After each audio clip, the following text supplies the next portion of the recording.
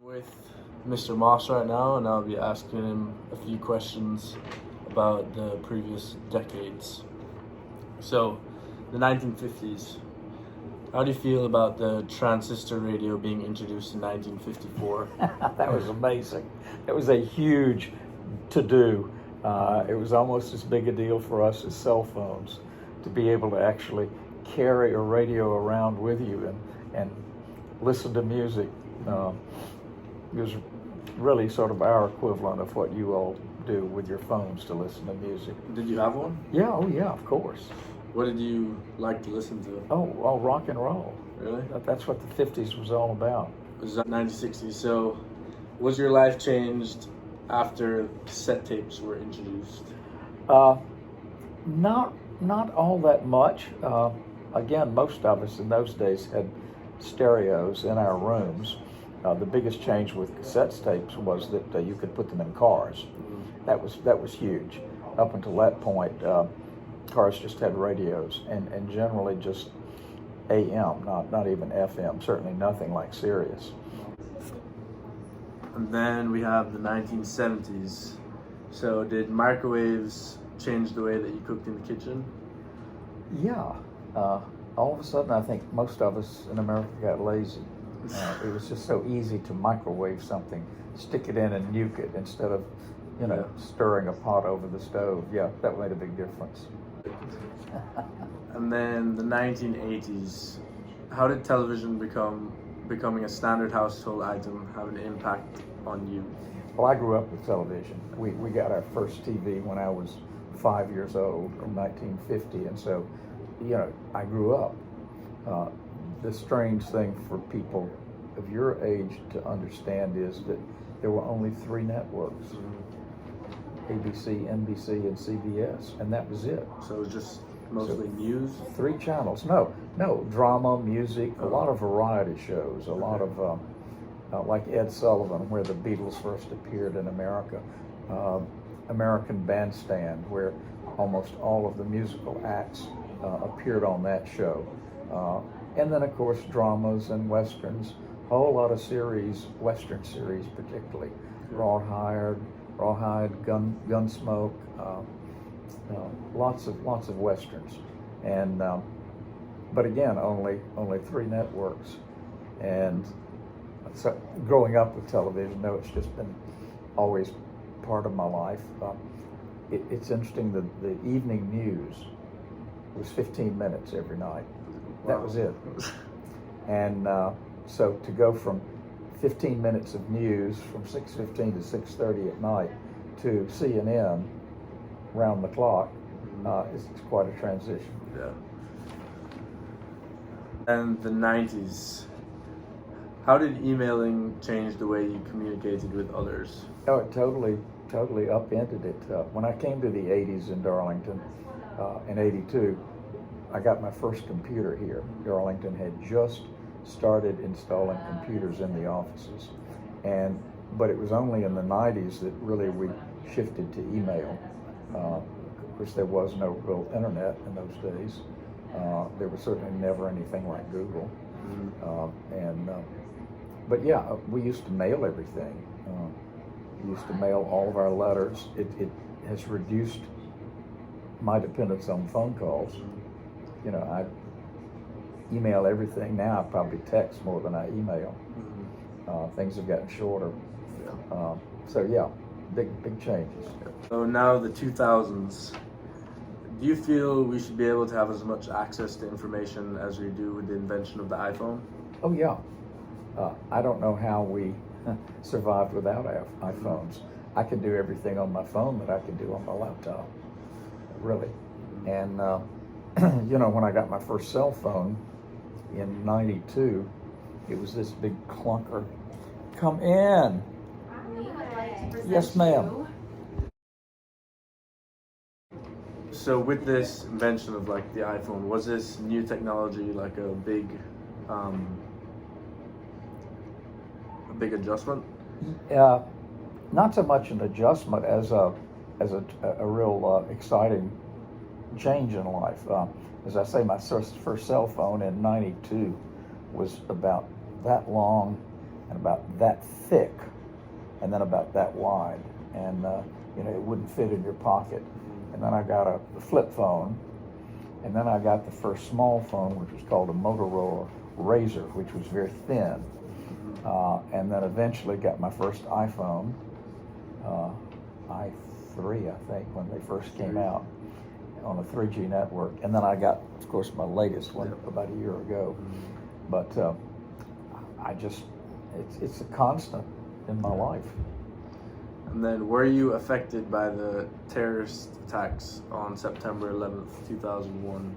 Yeah, and in fact, I was sitting in this office, and one of our teachers, an African-American guy named Larry Baker, lived across the hall in what is now Mr. Bell's office.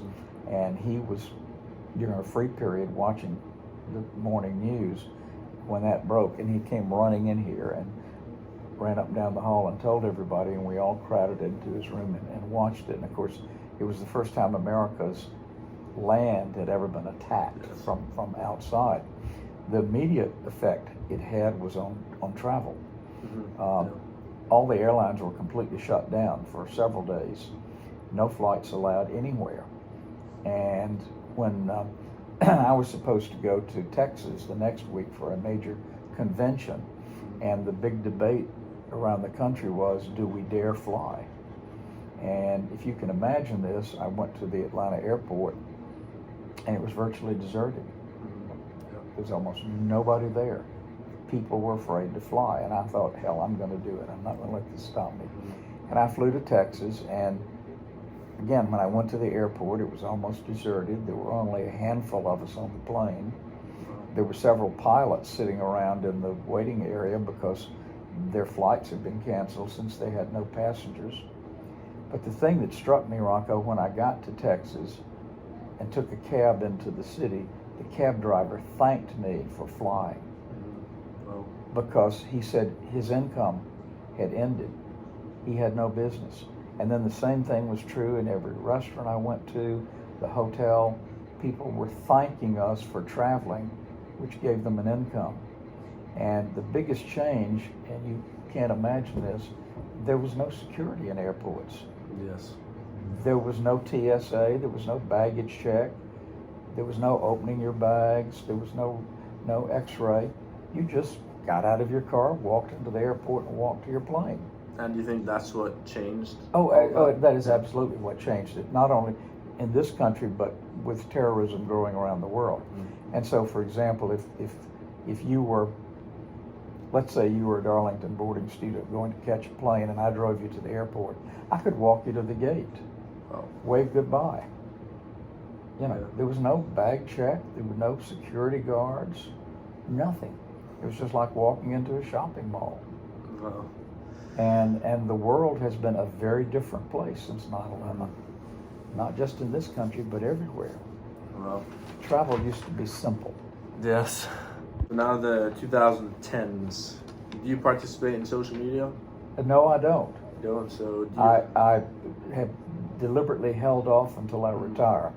It's all I can do to keep up with my email and my text right now. I get over 100 emails a day, and most of them are junk, and I delete. But so much of it is from colleges and from parents and from students that I have to read it before I can decide whether to delete it or respond.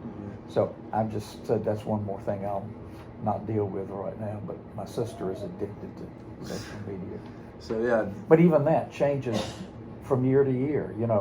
1 year it's Facebook, and then all of a sudden Facebook is old and passé, and it's Snapchat, and I don't know what it'll be next year.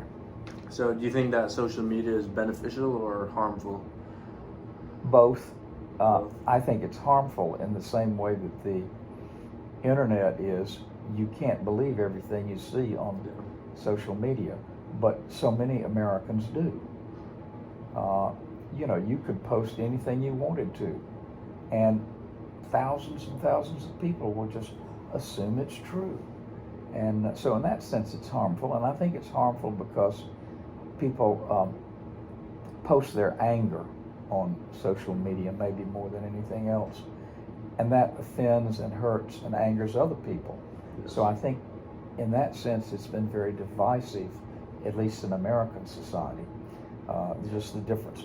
Democrats and Republicans, liberals and conservatives, they're just blasting each other constantly on social media. And I just don't think that's healthy. Yeah.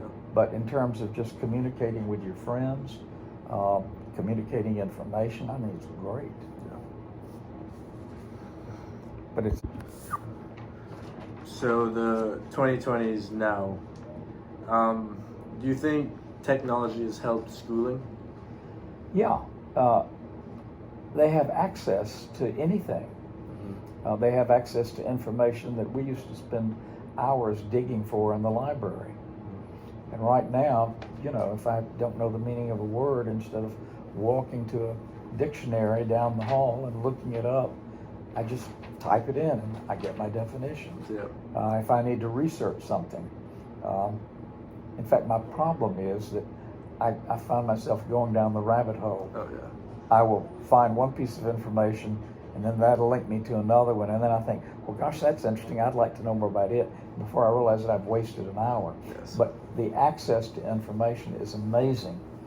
The danger is that it's not all accurate. And I think that's it. Okay, well, Rocco, I hope you do well on your history report, Yes, thank you. and it's been fun talking to you. Yes, Have you had a good year? I have had a good year. Good. Yes. It's been a pretty good year. You've liked Darlington, liked the experience? Yes, sir. I've actually loved the experience. Good, good. Well, we've loved having you here. Thank you. Wish I'd spent more time with you.